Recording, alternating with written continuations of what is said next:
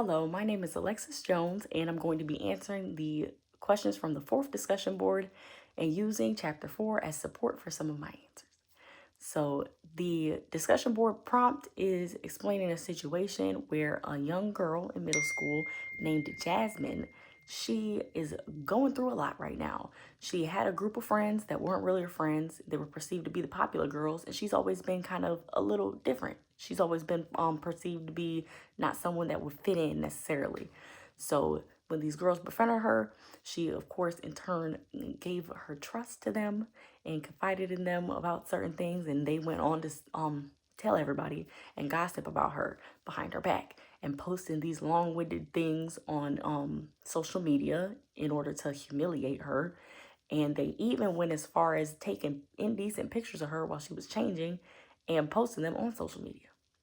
And it's important to note at the very last point of this prompt, it says that she has been absent from school for 3 days after this incident.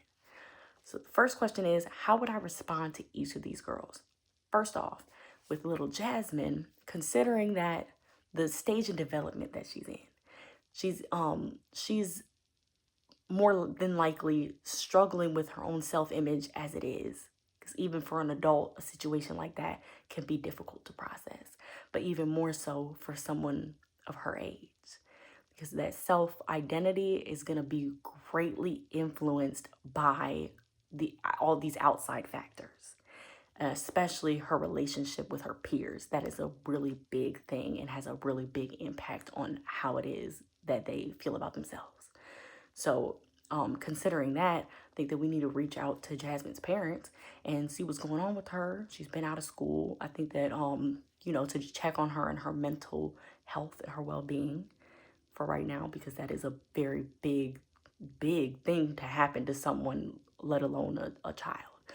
So, and then the girls that were bullying her, I think that it's important to probably have them talk to the school counselor, talk to the principal. I think that this is an incident that would need to be reported because they need to have an understanding of, that cause and effect. If you do something wrong, then you need to have a consequence. And I think especially at that age group, it's very, very important to, implement those kind of practices. So if you do something wrong, like you can talk about it, but they need to be reprimanded in some kind of way because the expectation is there. Then what, if anything, would I say to my other students?